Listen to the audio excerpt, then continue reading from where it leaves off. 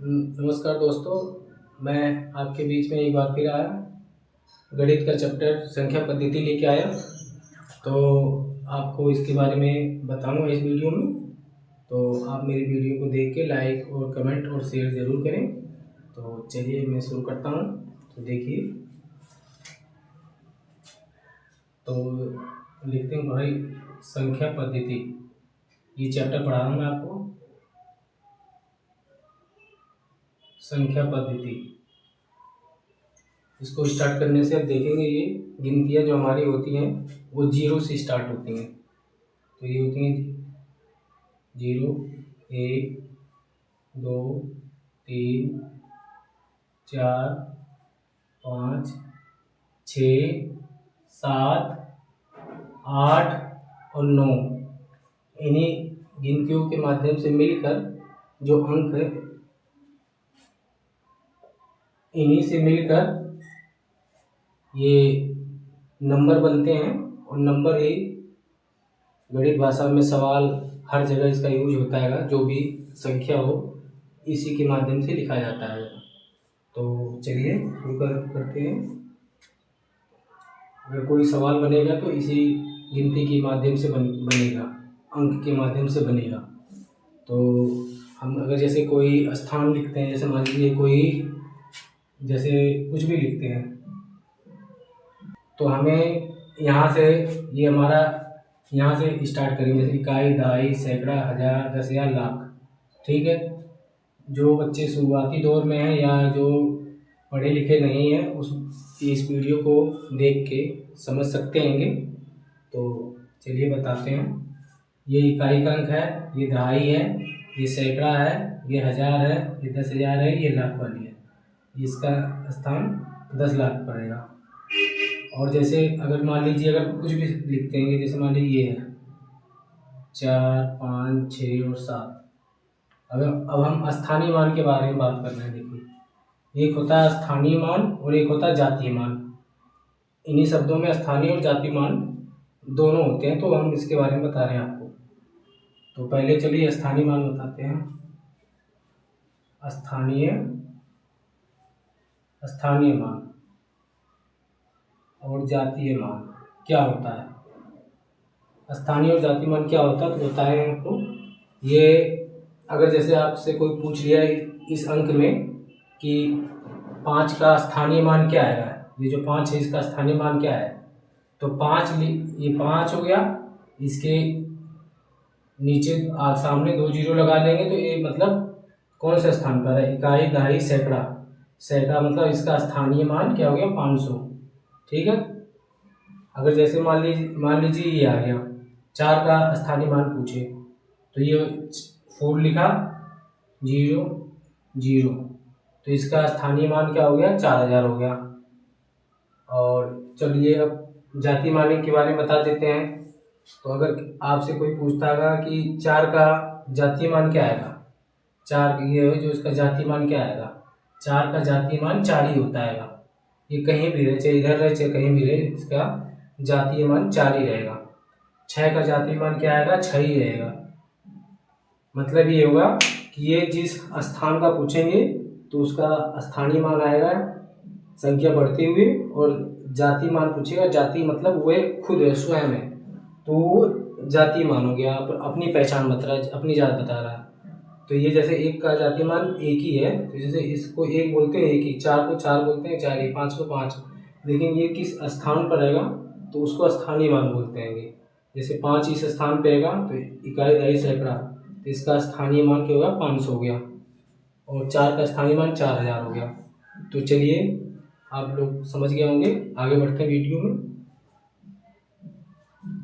तो चलिए अब हमने ये स्थानीय और जातीय मान के बारे में सीखा, अंक के बारे में सीखा। तो कई बार मैंने सुना है मिलियन और बिलियन बोलते हैं लोग। तो बहुत लोगों को मिलियन और बिलियन के बारे में नहीं पता होगा। तो 1 मिलियन होता है 1 मिलियन बराबर 10 लाख होता है, 10 लाख। और 1 बिलियन बराबर कितना होता है, आप कमेंट करिए कि 1 बिलियन कितना होता है। रुके हैं तो देखते हैं कौन बता पाता है। चलो बताते हैं अभी। 1 बिलियन बराबर 100 करोड़ होता है, मतलब 100 लाख। ये 1,000 लाख।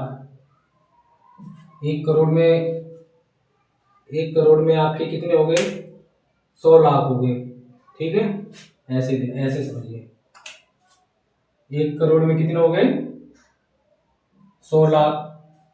ठीक, 1 करोड़ हो गया। इसमें 100 करोड़ में 100 लाख, तो मतलब क्या हो गया? कितना हो गया? इकाई, दहाई, सैकड़ा, हजार, 10,000, मतलब 10,000 लाख। 100 करोड़ में 10,000 लाख। और ऐसे ही देखो इसमें आएगा 10 लाख। 1 बिलियन बराबर 10 लाख। तो आप लोग समझ गए होंगे। तो वीडियो में आगे बढ़ते हैं। चलो कुछ और इसी से संबंधित कुछ और बताते हैं। तो चलिए अब विभक्ति के नियम आपको हम बताते हैं। जैसे मान लीजिए कुछ भी है, कोई संख्या लिखी हुई है, मान लीजिए कुछ भी लिख दो, 5, 0, 4, 3, 2। अब हमें कैसे पता होगा कि ये कौन सी संख्या से विभक्त होगी? जैसे विभक्त होता है ना, 2, 3, 5, 9, कुछ भी 5, 0 भाग करते हैं ना, तो हमें कैसे पता चलेगा किस संख्या से भाग होगी, किस संख्या से नहीं भाग होगी? तो सबसे आसान तरीका है, इसको भाग भाग मतलब पता चलेगा कैसे भाग होगी। तो जैसे अगर देखते हैं कि ये संख्या 2 से चली जाएगी, समय ये जाएगी, लास्ट में क्या है इसके 2 आ रहेगा, तो ये आपकी 2 से चली जाएगी। ठीक है, 4 से भी चली जाएगी, 4, ठीक है, इतने से भागोगे। ठीक है, 2 से भागोगे, 2 आ गया। अब फिर अगर जैसे अगर 4 से भाग करने का नियम ये है, पहले 2 का बताते हैं। 2 का भाग करने के लिए किसी संख्या के पीछे अगर 0 आ जाए, ठीक है, 4 आ जाए, 6 आ जाए, 8 आ जाए, 2 आ जाए, तो ये मतलब ये संख्या 2 से भाग होगी। अब 3 का भाग करने का नियम क्या आएगा? मान लीजिए कोई संख्या आएगी, ठीक है, इस संख्या को हम जोड़ते हैं। जोड़ने के बाद अगर ये संख्या 3 से भाग हो जाती है, 3 से अगर विभाजित हो जाती है, तो ये संख्या 3 से मतलब मानी जाएगी ये विभाजित है, इसके जोड़ को, संख्या के जोड़ को। ठीक है, और 4 का नियम क्या आएगा? 4 का नियम ये कहता है, मान लीजिए कोई संख्या दे रखी है, लास्ट के जो 2 ये पीछे के हैं, अगर ये भाग हो जाता है लास्ट के 2, तो समझो ये संख्या 4 से विभाजित हो जाएगी। 4 अट्ठे 32 आ रहा ना, तो ये संख्या 4 से विभाजित हो जाएगी। और 8 का नियम क्या आएगा? अगर ये संख्या दे रखी है, अगर ये संख्या अगर लास्ट के 3 अंक है, जैसे ये है, लास्ट के 3 अंक अगर ये विभाजित हो जाते हैं 8 से, तो ये समझो ये संख्या 8 से विभाजित हो जाएगी, 8 से विभाजित हो जाएगी। और 9 का नियम ये कहता है, कोई संख्या अगर दे रखी है, उस संख्या को अगर हम जोड़ते हैं, जोड़ने के बाद अगर 9 से विभाजित हो जाती है, तो वो संख्या 9 से विभाजित मानी जाएगी। और 5 का नियम ये कहता है, किसी संख्या के पीछे 0 आ जाए या 5 आ जाए, तो वो संख्या 5 से विभाजित है। और 11 का नियम ये कहता है, इधर लिखते हैं 11 का नियम ये कहता है कि एक उदाहरण देखते हैं। जैसे 99 ये संख्या दे रखी है, ठीक है, इसको 11 से विभाजित करने का नियम है। इसको ऐसे करेंगे, इसका जोड़ इसमें, इसका जोड़ इसमें, इसका जोड़ इसमें, ये हो गया। ठीक है, अब इसका जोड़ इसमें करेंगे, अब इसका जोड़ इसमें करेंगे, इसका जोड़ इसमें करेंगे। ठीक है, तो चलो जोड़ते हैं। ये हो गया 8 प्लस में 1, फिर प्लस में 4, फिर प्लस में 9, कितना हो गया 8 और 1 कितना हो गया 8 और 9 नहीं 1 और 9 10 10 4 14 14 6 22 22 हो गया।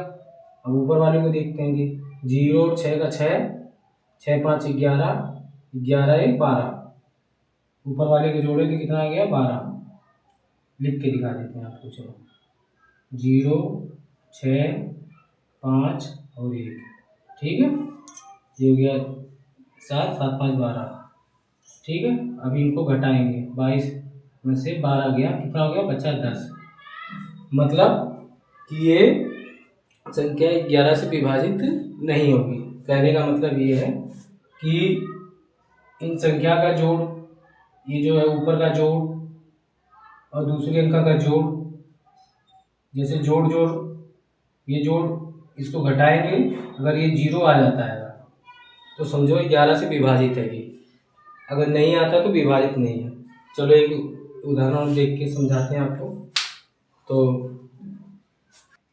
चलो उदाहरण ये की है तो इसको देख लेते हैं, इसका इससे और इसका इससे ठीक है और इसका इससे और इसका इससे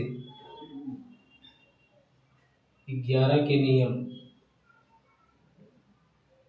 विभक्ति ऊपर लिखते विभक्ति ठीक है। तो 2 और 6 कितने हो गए 8 8 और 7 15 15 और 6 21 तो 6 7 और प्लस में 6 बराबर में 21 ठीक है।